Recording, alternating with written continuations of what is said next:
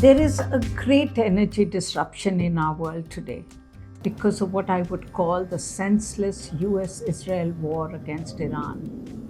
The closure of the Strait of Hormuz by Iran because of this aggression has meant that 20% of the world's oil and gas supplies are hit. Governments in both rich and poor countries are warning their people of dire times ahead. Unlike anything seen before by this generation, acute energy scarcity, rationing, and even the prospect of cars and planes running out of fuel. This is colliding with the energy transition that was happening in our world, where the world was moving away from fossils to renewables, from petrol to diesel vehicles towards electric.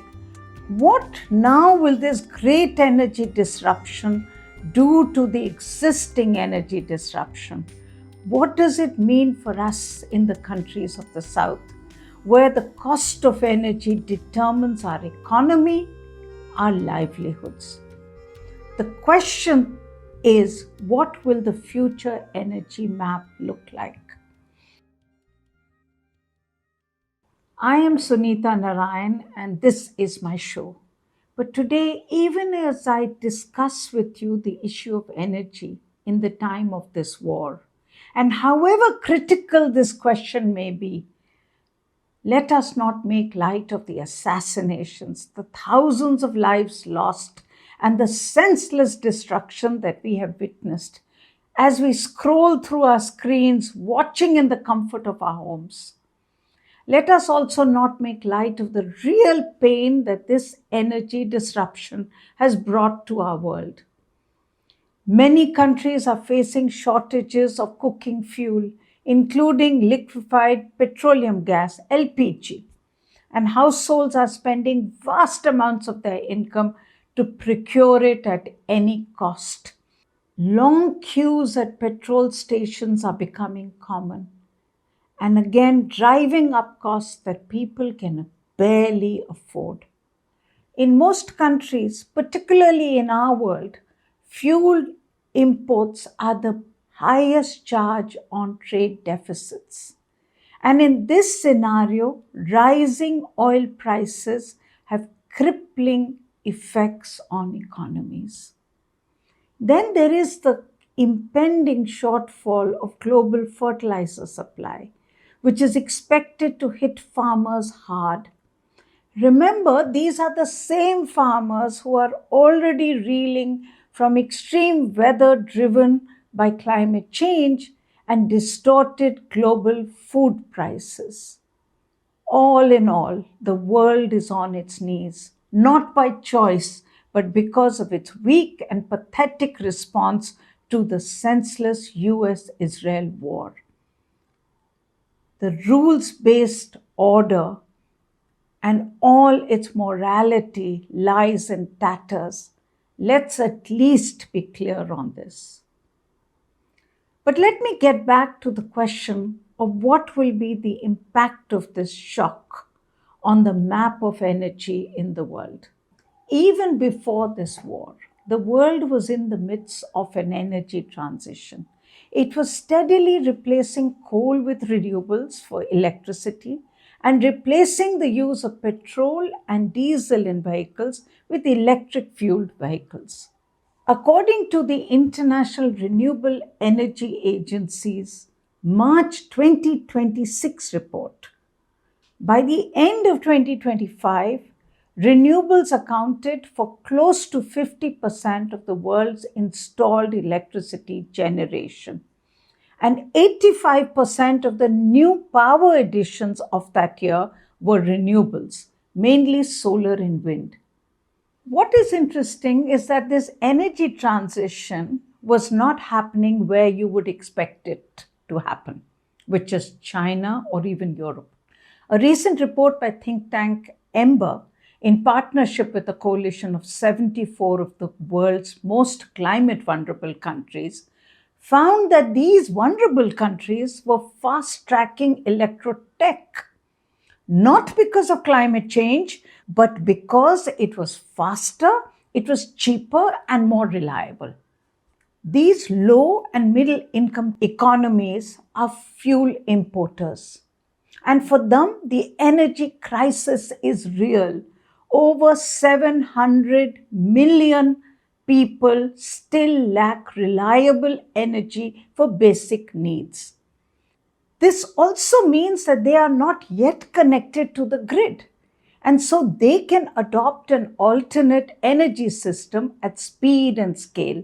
The cost of solar panels and batteries in electric vehicles have become affordable as these can be imported from China.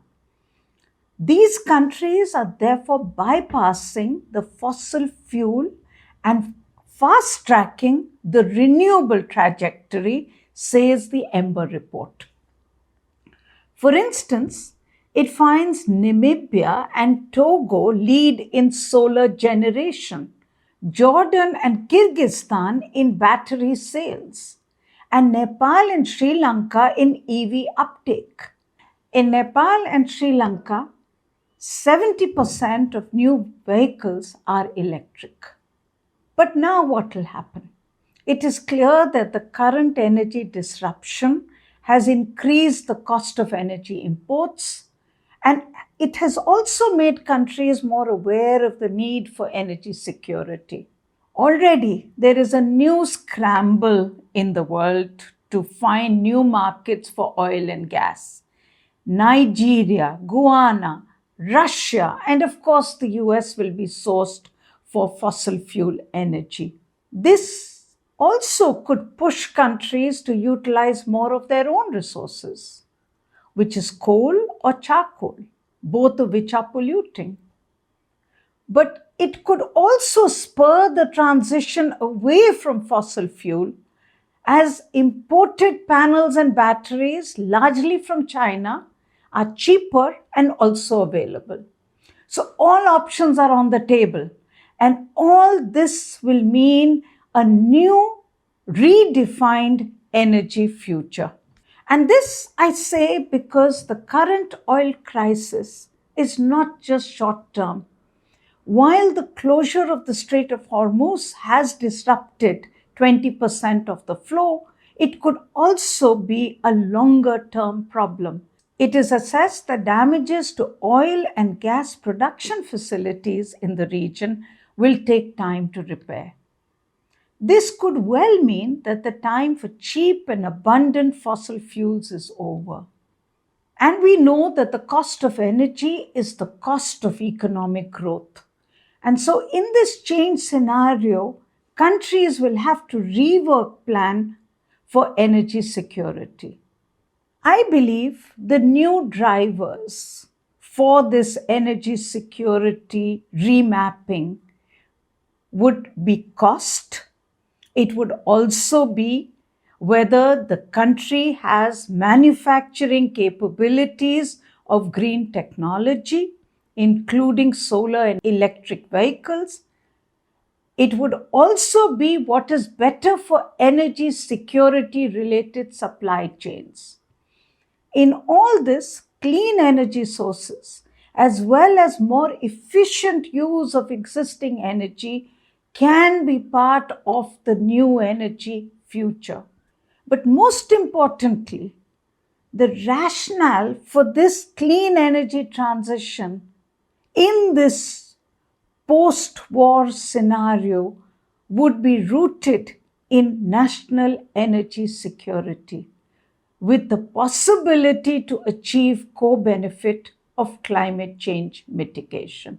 But as I say this to you, I must acknowledge with much sadness and grief that the future is not going to be easy.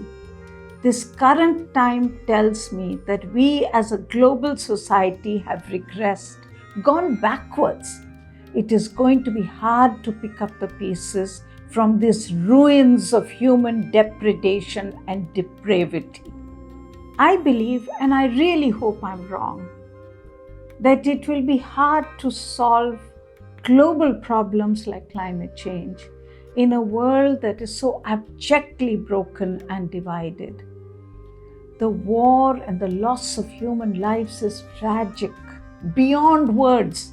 But what is also tragic is its aftermath, the ruins of our humanity.